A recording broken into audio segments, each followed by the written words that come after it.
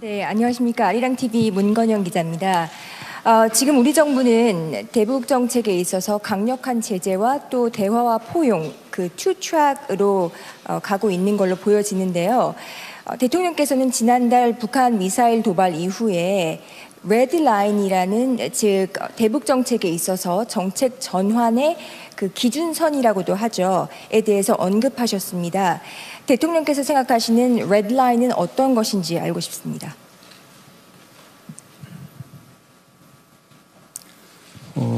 북한이 ICBM 탄도미사일을 완성하고 거기에 핵탄두를 탑재해서 무기화하게 되는 것을 레드라인이라고 생각합니다. 지금 북한이 점점 그 레드라인의 임계치에 다가가고 있다고 생각합니다. 그래서 지금 이 단계에서 북한의 추가적인 도발을 막아야 하는 그 점에 대해서 국제사회가 함께 인식하고 있기 때문에 지난번 유엔 안보리에서 그렇게 사상 유례 없는 강도 높은 경제적 제재 조치에 대해서 만장일치로 합의를 한 것입니다. 만약에 북한이 또다시 도발을 한다면 북한은 더더욱 강도 높은 제재 조치에 직면하게 될 것이고 북한은 결국 견뎌내지 못할 것입니다. 북한에 대해서도 더 이상 위험한 도박을 하지 말 것을 경고하고 싶습니다. 이상입니다. 네. 예, 그럼 세 번째 질문을 받겠습니다. 한겨레 신문 김보엽 기자.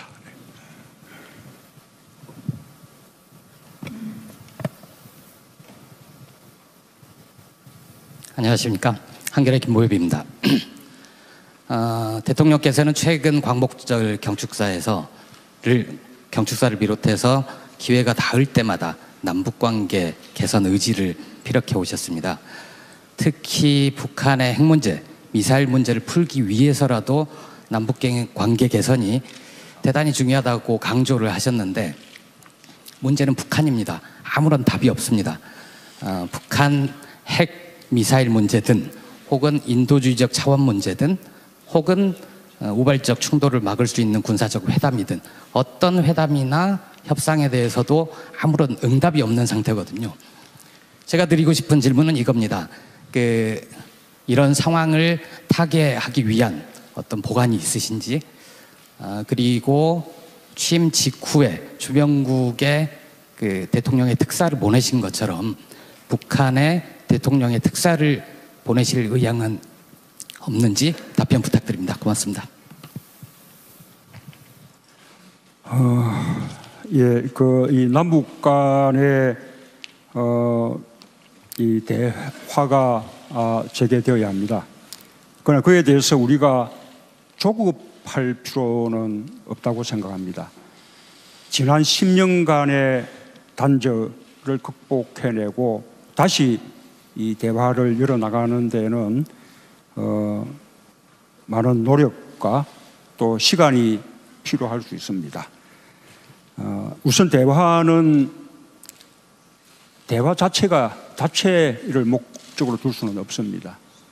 대화를 하기 위해서는 대화의 여건이 갖춰져야 하고 또 그 대화가 좋은 결실을 맺으리라는 뭔가 담보가 있어야 할 것입니다. 적어도 북한이 추가적인 도발을 멈춰야만 대화의 분위기가 조성될 수 있다고 생각합니다.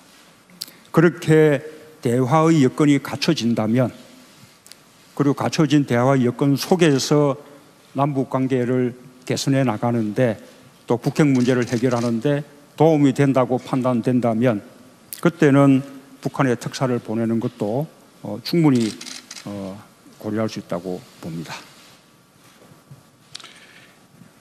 예, 네 번째 질문 받겠습니다. 우리 한반도 문제는 국내 내신 기자들도 관심이 많겠지만 외신 기자분들도 관심이 많을 것 같은데요. 우리 외신 기자분들 중에서 질문을 한번 받아보죠. 외신 기자분들 중에서 질문하실 분? 예, CNN 우리 폴라 행콕 서울지사장 질문해 주십시오. Paula Hancock, CNN. Mr. President, you say that the United States and South Korea are speaking with one voice. You say that you agree on how to deal with North Korea, and also the fact that South Korea has to decide on a military option if that appears to be the case. But at the same time, you have US President Trump talking about the military options being locked and loaded, about fire and fury. Did these kind of comments undermine yours? Does it send a mixed signal to Pyongyang? CNN 서울지국의 폴라 행콕스입니다. 방금 대통령님께서 미국과 한국은 하나의 목소리로 북핵 문제 해결에 있어서의 합의를 이루고 있다, 동의를 하고 있다라고 말씀을 하셨습니다. 또한 방금 대통령님께서 한반도에 있어서의 어떤 군사 행동도 한국의 결정 없이, 동의 없이는 결정할 수 없다라고 말씀하셨습니다. 하지만 한편 트럼프 대통령은 군사 행동에 대한 옵션에 대해서도 언급을 했고 화염과 분노라는 발언도 했습니다. 이런 상황에서 한국과 이 미국 간에 약간의 다른 보이스가 나오는 것 같은데 이에 대한 대통령님의 의견 답변 부탁드립니다. 미국과 한국의 입장이 근본적으로 다르지 않습니다. 북한에 대한 강도 높은 제재와 압박을 통해서 북한의 추가적인 도발을 멈추게 하고 북한을 핵 포기를 위한 협상의 장으로 이끌어내야 한다라는 점에 대해서는 한국과 미국의 입장이 같습니다. 그리고 그 강도 높은 제재와 압박을 위해서 미국은 유엔 안보리 결의를 통해서도 이 제재를 강구하고 있고 또 한편으로는 독자적인 제재까지 더하고 있습니다. 그에 대해서 미국의 트럼프 대통령은 단호한 결의를 보임으로써 또 북한을 압박하고자 하는 것입니다. 그것이 반드시 군사적 행동을 실행할 그런 의지를 가지고 하는 것이라고 보지 않습니다. 그 점에 대해서는 한미 간에 충분한 소통이 되고 있고 또 합의가 이루어지고 있다라는 말씀을 드리겠습니다. 우리 외신 중에서 질문이 있으신 분, NHK 이케아타 슈에이 기자분.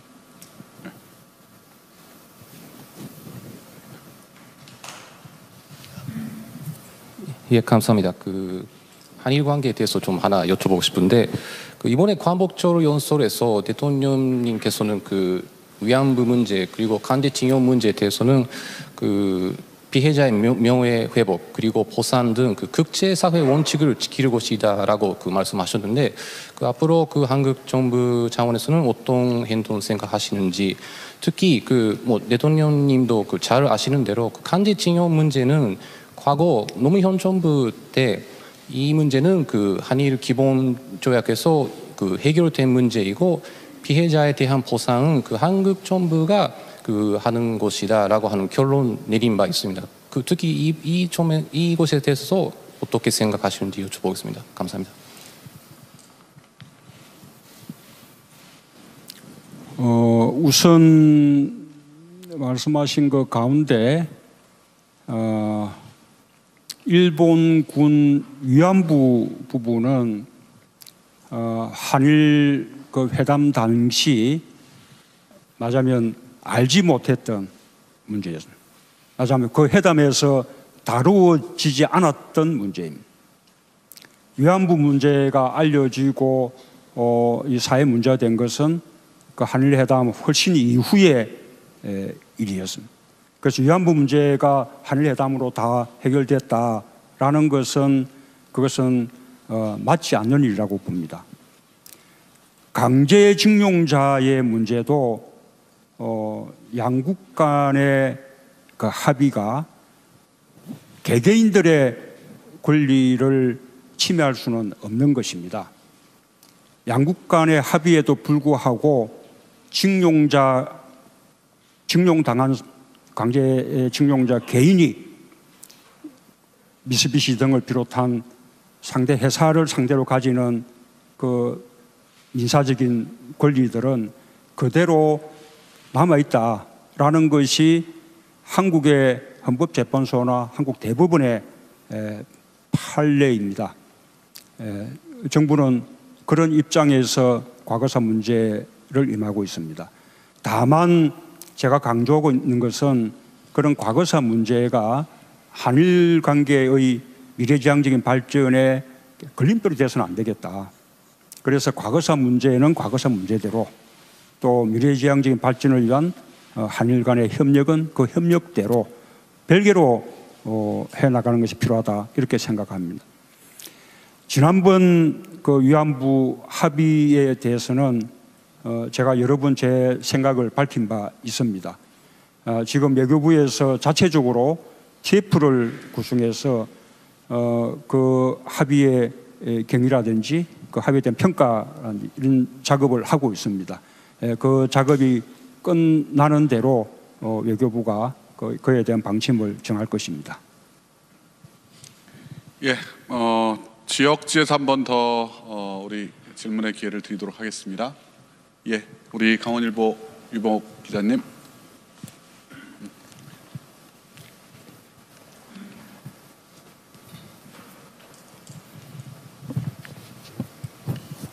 네, 강원일보 유병옥 기자입니다. 저는 지역과 관련된 질문을 좀 드리겠습니다. 문재인 정부 출범 이후에 이 국정기획자문위원회가 구성이 돼서 지난 대선 기간 동안의 공약들을 정리한 100대 국정과제가 발표가 됐습니다. 그 내용을 보면 지역 공약과 관련돼서는 이 별도의 TF팀을 구성을 해서 이 구체적인 추진 일정을 밝히겠다, 이렇게 돼 있는데요. 그런데 아직까지 이 TF팀 구성과 운영이 진행이 되지 않고 있고, 그러다 보니까 지역 공약들이 언제 또 어떤 절차를 거쳐서 진행이 될지 아직 알려지지 않고 있습니다. 더군다나 이 원전 문제라든가 또 이 평창 동계올림픽과 같은 사안들은 그 국가적인 아젠다이면서 또 동시에 지역과도 밀접한 관계가 있는 그런 사안들인데요. 대통령님께서는 이러한 지역 공약 또 현안들을 그 앞으로 어떻게 풀어나갈 계획이신지 말씀 부탁드리겠습니다.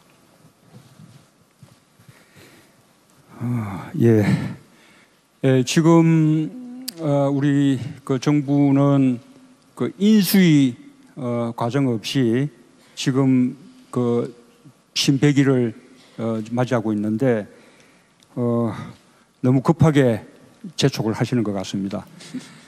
일단 국정과제 기획위원회는 국정과제 그 100대 과제를 선정했을 뿐이고, 말씀하신 대로 그 지역 그 어떤 공약에 대해서는 지금부터 TF를 구성해서 하나하나 다듬어 가야 할 그런 상황입니다.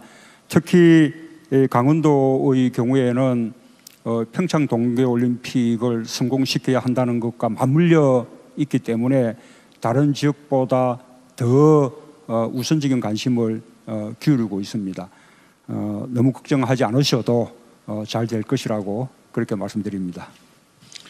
예, 오늘도 시간이 지금 5분도 채 남지 않았네요. 앞으로 질문을 한 2개 정도만 더 받아야 될 것 같습니다. 그래서 사회 분야로는 이미 아까 지금 방금 질문에서 넘어왔고요. 좀 더 자유롭게 2개 정도의 질문을 받겠습니다. 예, 저기 빨간 스웨터 입으신 우리 기자님, 예, 질문하시죠. 대통령님, 또 여기서 뵙는 게 반갑습니다. 저 MBC 방송국의 김성희 PD입니다. 저희가 이 FTA에 대해서 말을 안 할 수가 없어요. 그러니까 한미 FTA에 대해서 이제 일단 어떠한 얘기가 나왔습니다. 근데 그 한미 FTA는 우리의 어떤 동맹, 한미 동맹의 굉장히 중요한 증표가 되는데, 그런 맥락에 있어서 이 미국의 어떻게 보면 군사적 옵션에 대해서 또 연결을 안 질 수가 없습니다. 이게 억지를 하는 것이 아니라 과거의 그 북한 문제와 오늘날 북한 문제의 결정적인 차이는 북한이 ICBM이라는 어떤 그 기술적인 진전이 있었기 때문에 미국 본토의 어떤 위협을 강할 수 있는 가능성에 대해서 굉장히 심각하게 우려를 하고 있지 않습니까? 그러면은 전쟁의 rules of engagement에 따라서 미국이 굳이 한국하고 협의를 안 해도 거기에 대해서 어떠한 군사적인 결정을 내릴지에 대한 권리가 이제 발생이 됐기 때문에 그런 거와 또 FTA와 이런 것이 우리 한미 동맹의 어떻게 보면 질적인 또 양적인 어떤 측면에 좀 훼손이 되지 않을까 좀 우려가 되는데 대통령께서는 이걸 어떻게 이제 극복해 나가실 것이 좀 양쪽을 아울러서 부탁드리겠습니다. 감사합니다.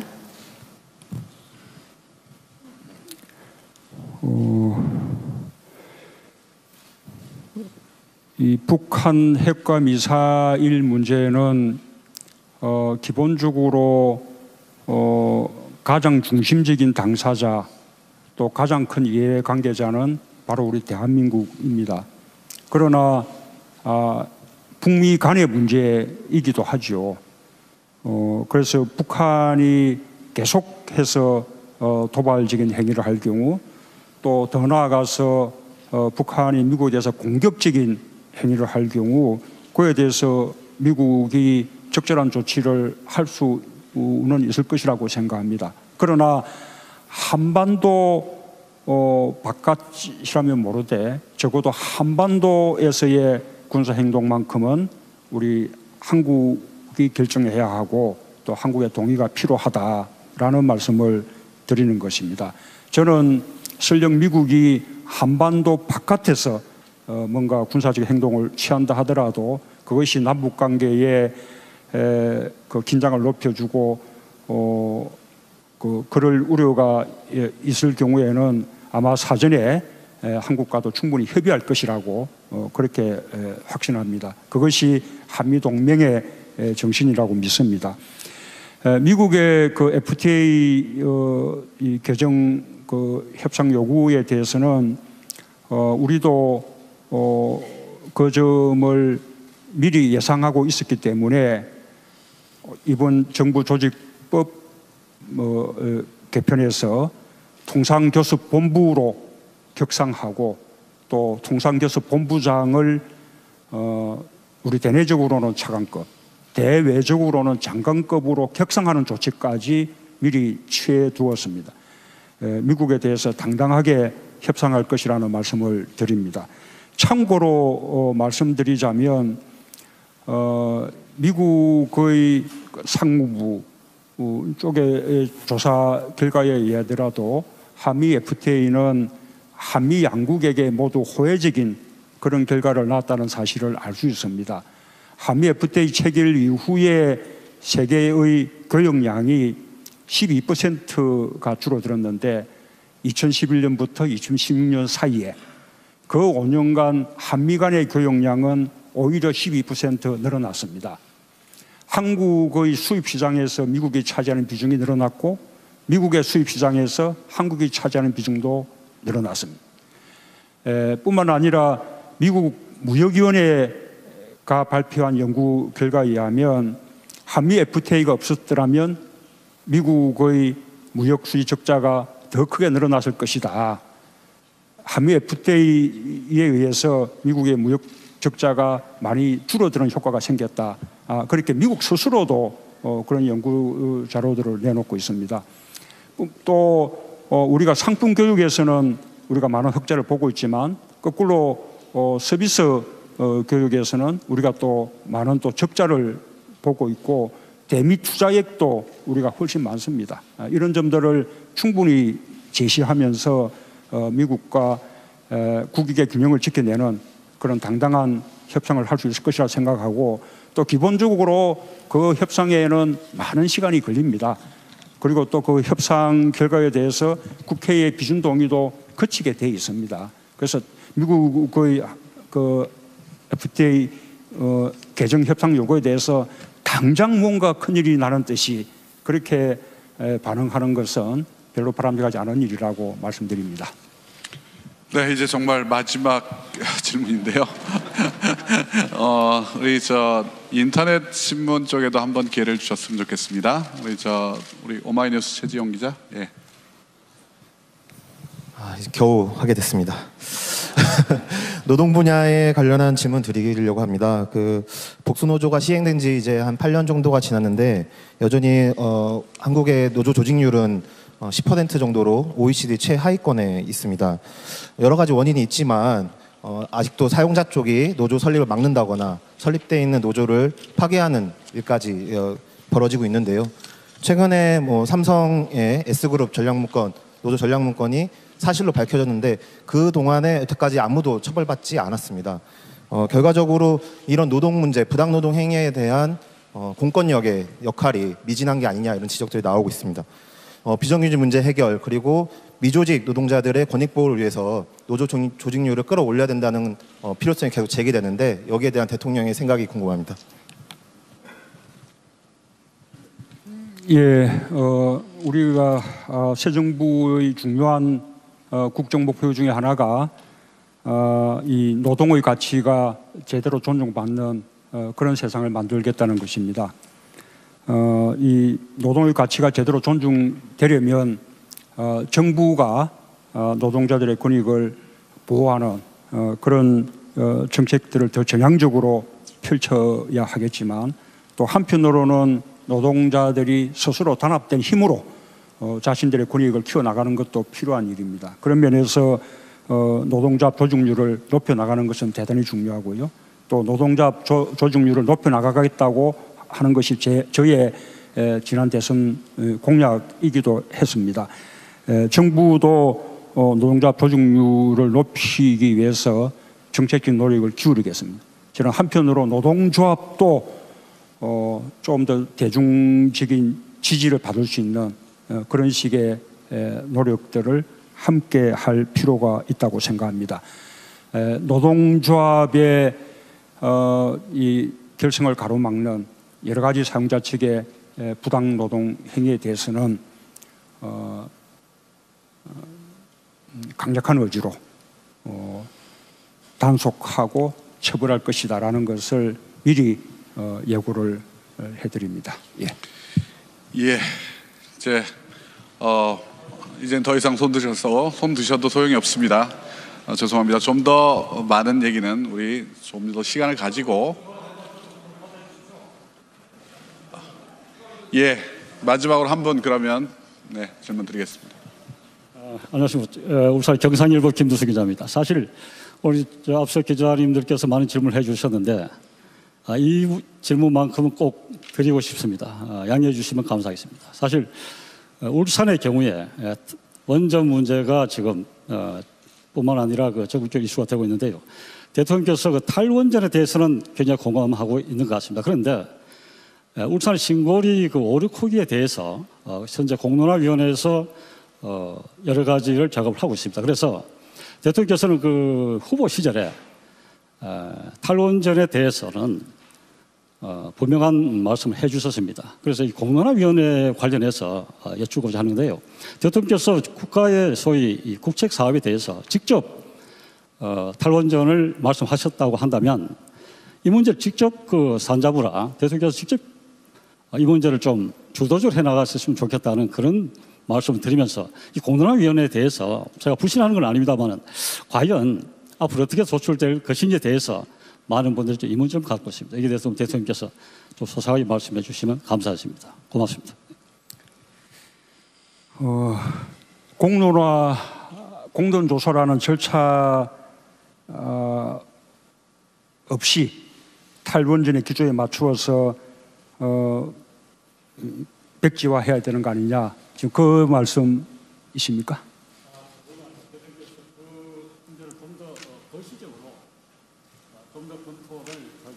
하는 그런 바람이 있는 것 같습니다.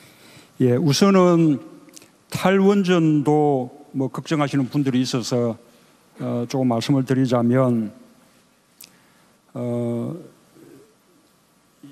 제가 추진하는 탈원전 정책은 급격하지 않습니다. 지금 그 유럽 등의 선진국들의 탈원전 정책은 굉장히 빠릅니다. 수년 내에 원전을 멈추겠다는 그런 식의 계획들인데 저는 지금 가동되고 있는 그 원전의 설계 수명이 만료되는 대로 하나씩 원전의 문을 닫아 나가겠다는 것입니다. 그렇게 되면 근래에 가동이 된 원전이나 또 지금 건설 중에 있는 그 원전은 설계 수명이 60년입니다. 적어도 탈원전에 이르는 데는 60년 이상의 시간이 걸리는 겁니다. 그 시간 동안 원전이 서서히 하나씩 줄어나가고 또 그에 대해서 LNG라든지 신재생 에너지를 비롯한 대체 에너지원을 마련해 나가는 것은 조금도 어려운 일이 아닙니다. 그리고 그것이 무슨 전기요금의 아주 대폭적인 상승을 불어일으키는 그런 일도 아닙니다.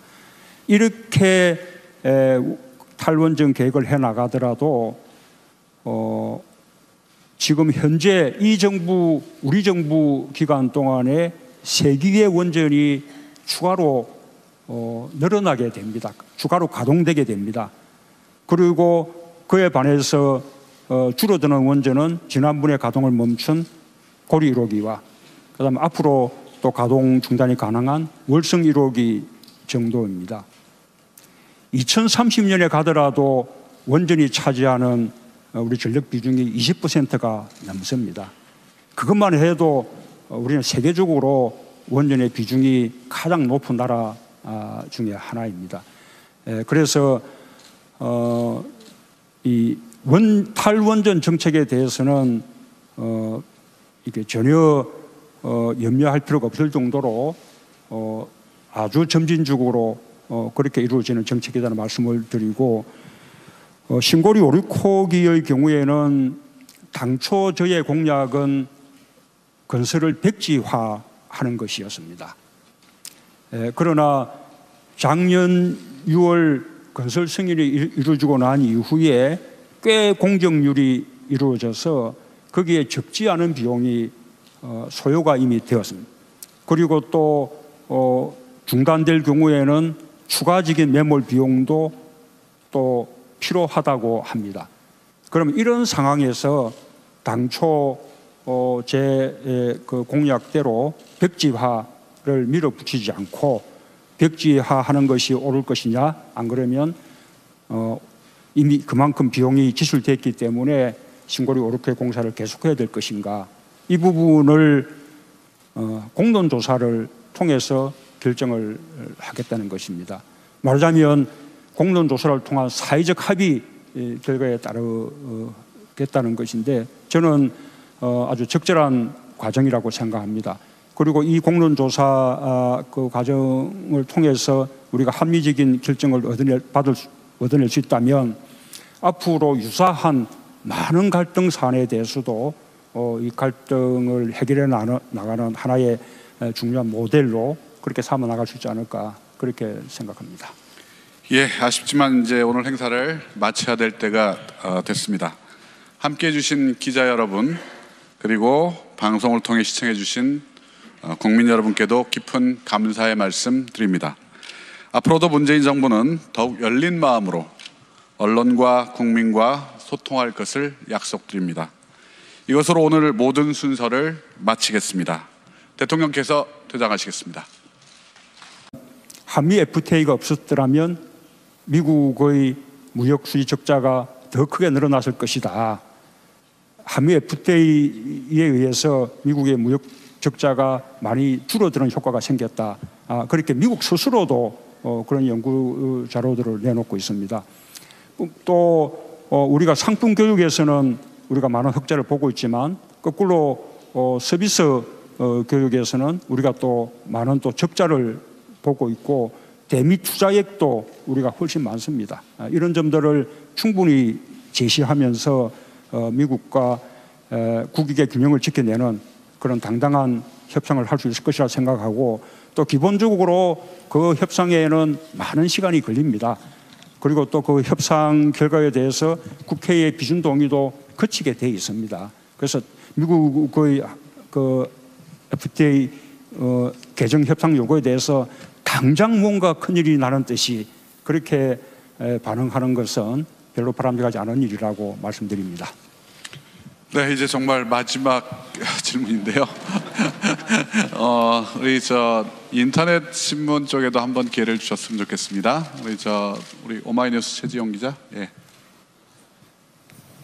이제 겨우 하게 됐습니다. 노동 분야에 관련한 질문 드리려고 합니다. 그 복수노조가 시행된 지 이제 한 8년 정도가 지났는데 여전히 한국의 노조 조직률은 10% 정도로 OECD 최하위권에 있습니다. 여러 가지 원인이 있지만 아직도 사용자 쪽이 노조 설립을 막는다거나 설립되어 있는 노조를 파괴하는 일까지 벌어지고 있는데요. 최근에 삼성의 S그룹 전략문건, 노조 전략문건이 사실로 밝혀졌는데 그 동안에 여태까지 아무도 처벌받지 않았습니다. 결과적으로 이런 노동 문제, 부당노동 행위에 대한 공권력의 역할이 미진한 게 아니냐 이런 지적들이 나오고 있습니다. 비정규직 문제 해결 그리고 미조직 노동자들의 권익 보호를 위해서 노조 조직률을 끌어올려야 된다는 필요성이 계속 제기되는데 여기에 대한 대통령의 생각이 궁금합니다. 예, 우리가 새 정부의 중요한 국정 목표 중에 하나가 이 노동의 가치가 제대로 존중받는 그런 세상을 만들겠다는 것입니다. 이 노동의 가치가 제대로 존중되려면 정부가 노동자들의 권익을 보호하는 그런 정책들을 더 전향적으로 펼쳐야 하겠지만 또 한편으로는 노동자들이 스스로 단합된 힘으로 자신들의 권익을 키워나가는 것도 필요한 일입니다. 그런 면에서 노동자 조직률을 높여나가는 것은 대단히 중요하고요. 또 노동자 조직률을 높여나가겠다고 하는 것이 저의 지난 대선 공약이기도 했습니다. 정부도 노동자 조직률을 높이기 위해서 정책적 노력을 기울이겠습니다. 저는 한편으로 노동조합도 좀 더 대중적인 지지를 받을 수 있는 그런 식의 노력들을 함께 할 필요가 있다고 생각합니다. 노동조합의 이 결성을 가로막는 여러 가지 사용자 측의 부당 노동 행위에 대해서는 강력한 의지로 단속하고 처벌할 것이다라는 것을 미리 예고를 해드립니다. 예. 예. 이젠 더 이상 손 드셔도 소용이 없습니다. 죄송합니다. 좀 더 많은 얘기는 우리 좀 더 시간을 가지고 예 마지막으로 한 분 그러면 질문 드리겠습니다. 안녕하십니까. 울산 경상일보 김두수 기자입니다. 사실 우리 앞서 기자님들께서 많은 질문을 해주셨는데 이 질문만큼은 꼭 드리고 싶습니다. 양해해 주시면 감사하겠습니다. 사실 울산의 경우에 원전 문제가 지금 뿐만 아니라 전국적 이슈가 되고 있는데요. 대통령께서 탈원전에 대해서는 굉장히 공감하고 있는 것 같습니다. 그런데 울산 신고리 오르코기에 그래서 사회 분야로는 이미 아까 지금 방금 질문에서 넘어왔고요. 좀 더 자유롭게 2개 정도의 질문을 받겠습니다. 예, 저기 빨간 스웨터 입으신 우리 기자님, 예, 질문하시죠. 대통령님 또 여기서 뵈니까 반갑습니다. 저 MBC 방송국 김성희 PD입니다.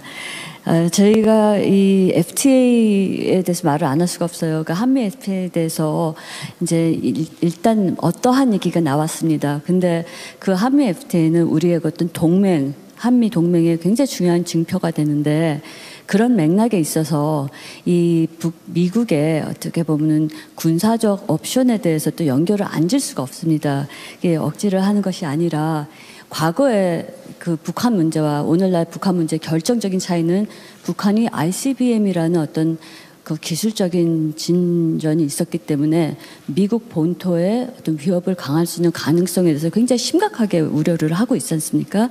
그러면은 전쟁의 rules of engagement에 따라서 미국이 굳이 한국하고 협의를 안 해도 거기에 대해서 어떠한 군사적인 결정을 내릴지에 대한 권리가 이제 발생이 됐기 때문에 그런 거와 또 FTA와 이런 것이 우리 한미 동맹의 어떻게 보면 질적인 또 양적인 어떤 측면에 좀 훼손이 되지 않을까 좀 우려가 되는데 대통령께서는 이걸 어떻게 이제 극복해 나가실 것이 좀 양쪽을 아울러서 부탁드리겠습니다. 감사합니다.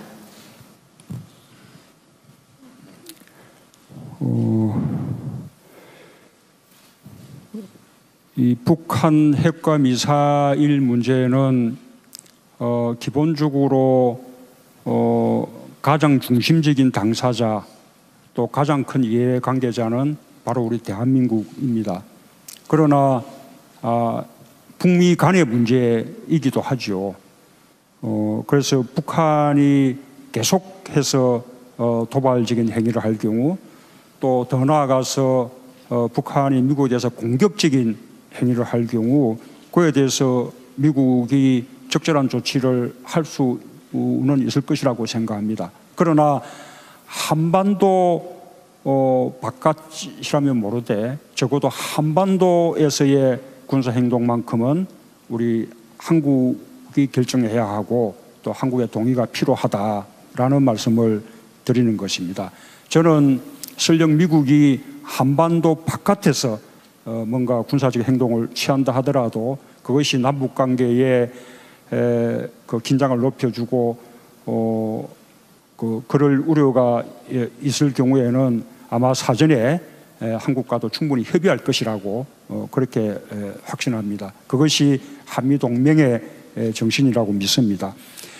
미국의 그 FTA 이 개정 그 협상 요구에 대해서는 우리도 그 점을 미리 예상하고 있었기 때문에 이번 정부 조직법 개편에서 통상교섭본부로 격상하고 또 통상교섭본부장을 우리 대내적으로는 차관급, 대외적으로는 장관급으로 격상하는 조치까지 미리 취해 두었습니다. 미국에 대해서 당당하게 협상할 것이라는 말씀을 드립니다. 참고로 말씀드리자면 미국의 상무부 쪽의 조사 결과에 의하더라도 한미 FTA는 한미 양국에게 모두 호혜적인 그런 결과를 낳았다는 사실을 알 수 있습니다. 한미 FTA 체결 이후에 세계의 교역량이 12%가 줄어들었는데 2011년부터 2016년 사이에 그 5년간 한미 간의 교역량은 오히려 12% 늘어났습니다. 한국의 수입 시장에서 미국이 차지하는 비중이 늘어났고 미국의 수입 시장에서 한국이 차지하는 비중도 늘어났습니다. 뿐만 아니라 미국 무역위원회가 발표한 연구 결과에 의하면 북한에 특사를 보내는 것도 충분히 고려할 수 있다고 봅니다. 예, 네 번째 질문 받겠습니다. 우리 한반도 문제는 국내 내신 기자들도 관심이 많겠지만 외신 기자분들도 관심이 많을 것 같은데요. 우리 외신 기자분들 중에서 질문을 한번 받아보죠. 외신 기자분들 중에서 질문하실 분? 예, CNN 우리 폴라 행콕 서울지사장 질문해 주십시오. Paula Hancock, CNN. Mr. President, you say that the United States and South Korea are speaking with one voice. You say that you agree on how to deal with North Korea, and also the fact that South Korea has to decide on a military option if that appears to be the case. But at the same time, you have US President Trump talking about the military options being locked and loaded, about fire and fury. Did these kind of comments undermine yours? Does it send a mixed signal to Pyongyang?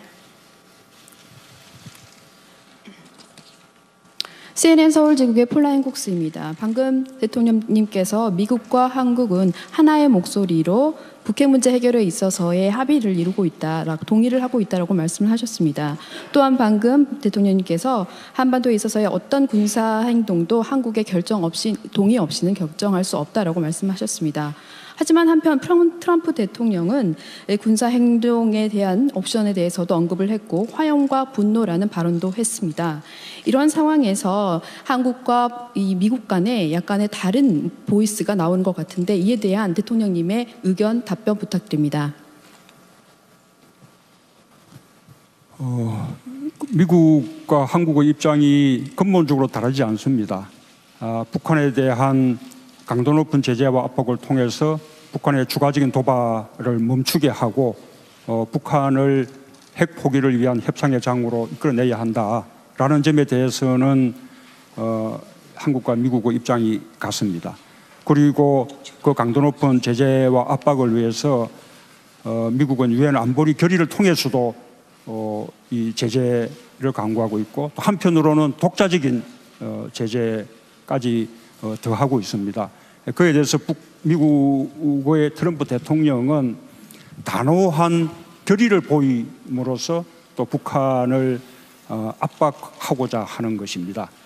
그것이 반드시 군사적 행동을 실행할 그런 의지를 가지고 하는 것이라고 보지 않습니다. 그 점에 대해서는 한미 간에 충분한 소통이 되고 있고 또 합의가 이루어지고 있다라는 말씀을 드리겠습니다. 우리 외신 중에서 질문이 있으신 분, NHK 이케아타 슈에이 기자분.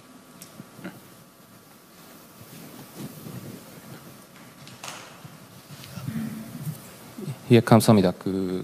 한일 관계에 대해서 좀 하나 여쭤보고 싶은데 이번에 광복절 연설에서 대통령님께서는 위안부 문제 그리고 강제징용 문제에 대해서는 피해자의 명예 회복 그리고 보상 등 국제사회 원칙을 지킬 것이다라고 말씀하셨는데 앞으로 한국 정부 차원에서는 어떤 행동 생각하시는지 특히 대통령님도 잘 아시는 대로 강제징용 문제는 과거 노무현 정부 때 이 문제는 한일 기본 조약에서 해결된 문제이고 피해자에 대한 보상은 한국 정부가 하는 것이다라고 하는 결론 내린 바 있습니다.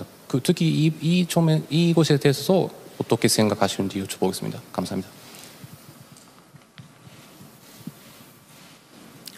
우선 말씀하신 것 가운데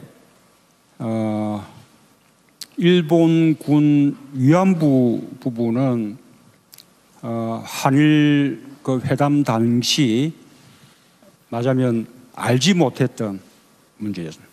말하자면 그 회담에서 다루어지지 않았던 문제입니다. 위안부 문제가 알려지고 이 사회 문제가 된 것은 한일 회담 훨씬 이후의 일이었습니다.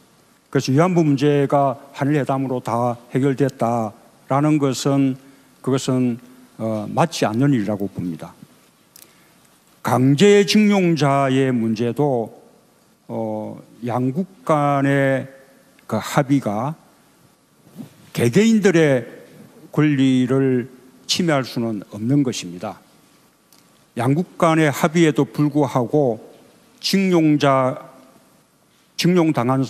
강제징용자 개인이 미쓰비시 등을 비롯한 상대 회사를 상대로 가지는 민사적인 권리들은 그대로 남아있다라는 것이 한국의 헌법재판소나 한국 대법원의 판례입니다.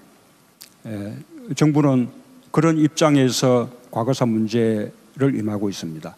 다만 제가 강조하고 있는 것은 그런 과거사 문제가 한일 관계의 미래지향적인 발전에 걸림돌이 돼서는 안 되겠다.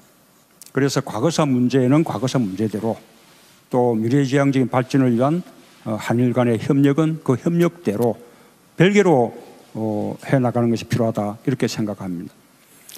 지난번 위안부 합의에 대해서는 제가 여러 번 제 생각을 밝힌 바 있습니다. 지금 외교부에서 자체적으로 TF를 구성해서 그 합의의 경위라든지 그 합의에 대한 평가 이런 작업을 하고 있습니다. 그 작업이 끝나는 대로 외교부가 그에 대한 방침을 정할 것입니다. 예, 지역지에서 한 번 더 우리 질문의 기회를 드리도록 하겠습니다.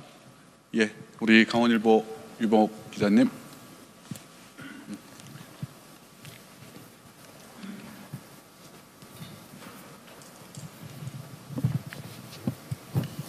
네, 강원일보 유병옥 기자입니다. 저는 지역과 관련된 질문을 좀 드리겠습니다. 문재인 정부 출범 이후에 이 국정기획자문위원회가 구성이 돼서 지난 대선 기간 동안의 공약들을 정리한 100대 국정 과제가 발표가 됐습니다. 그 내용을 보면 지역 공약과 관련돼서는 이 별도의 TF팀을 구성을 해서 이 구체적인 추진 일정을 밝히겠다 이렇게 돼 있는데요. 그런데 아직까지 이 TF팀 구성과 운영이 진행이 되지 않고 있고 그러다 보니까 지역 공약들이 언제 또 어떤 절차를 거쳐서 진행이 될지 아직 알려지지 않고 있습니다.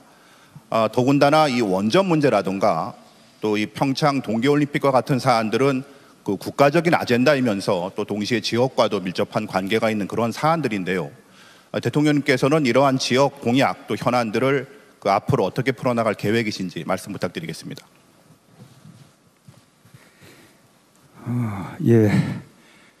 지금 우리 그 정부는 그 인수위 과정 없이 지금 그 신백일을 맞이하고 있는데 너무 급하게 재촉을 하시는 것 같습니다.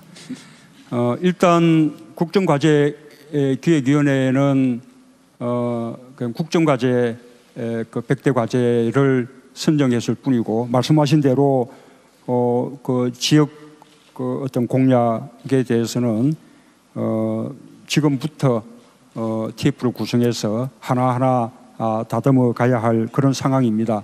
특히 강원도의 경우에는 평창 동계올림픽을 성공시켜야 한다는 것과 맞물려 있기 때문에 다른 지역보다 더 우선적인 관심을 기울이고 있습니다. 너무 걱정하지 않으셔도 잘 될 것이라고 그렇게 말씀드립니다. 예, 오늘도 시간이 지금 5분도 채 남지 않았네요. 앞으로 질문을 한 2개 정도만 더 받아야 될 것 같습니다. 네, 안녕하십니까. 아리랑TV 문건영 기자입니다. 지금 우리 정부는 대북 정책에 있어서 강력한 제재와 또 대화와 포용, 그 투 트랙으로 가고 있는 걸로 보여지는데요. 대통령께서는 지난달 북한 미사일 도발 이후에 레드라인이라는 즉 대북 정책에 있어서 정책 전환의 그 기준선이라고도 하죠.에 대해서 언급하셨습니다. 대통령께서 생각하시는 레드라인은 어떤 것인지 알고 싶습니다.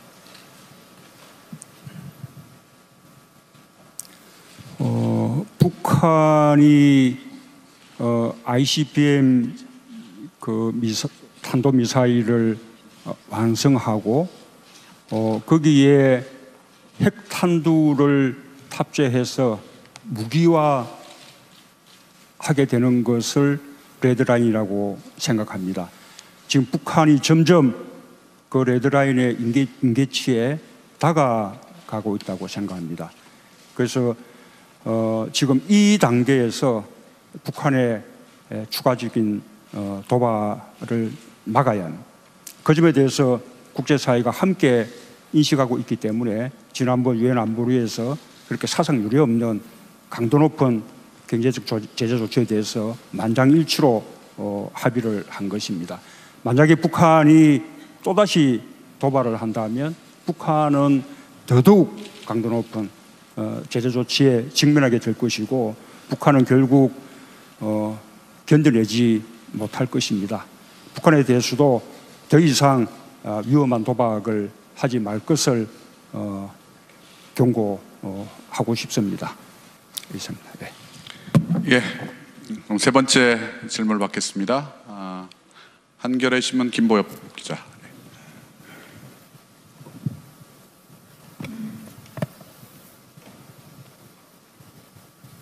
안녕하십니까.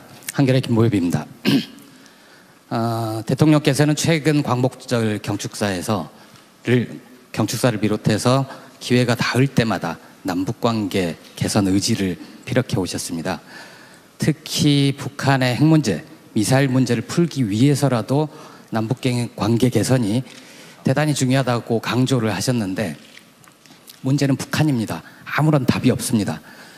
북한 핵 미사일 문제든 혹은 인도주의적 차원 문제든 혹은 우발적 충돌을 막을 수 있는 군사적 회담이든 어떤 회담이나 협상에 대해서도 아무런 응답이 없는 상태거든요. 제가 드리고 싶은 질문은 이겁니다. 이런 상황을 타개하기 위한 어떤 보관이 있으신지 그리고 취임 직후에 주변국에 그 대통령의 특사를 보내신 것처럼 북한에 대통령의 특사를 보내실 의향은 없는지 답변 부탁드립니다. 고맙습니다. 예, 이 남북 간의 이 대화가 재개되어야 합니다. 그러나 그에 대해서 우리가 조급할 필요는 없다고 생각합니다. 지난 10년간의 단절을 극복해내고 다시 이 대화를 열어나가는 데는 많은 노력과 또 시간이 필요할 수 있습니다. 우선 대화 자체를 목적으로 둘 수는 없습니다. 대화를 하기 위해서는 대화의 여건이 갖춰져야 하고 또 그 대화가 좋은 결실을 맺으리라는 뭔가 담보가 있어야 할 것입니다. 적어도 북한이 추가적인 도발을 멈춰야만 대화의 분위기가 조성될 수 있다고 생각합니다. 그렇게 대화의 여건이 갖춰진다면, 그리고 갖춰진 대화의 여건 속에서 남북 관계를 개선해 나가는데 또 북핵 문제를 해결하는데 도움이 된다고 판단된다면 그때는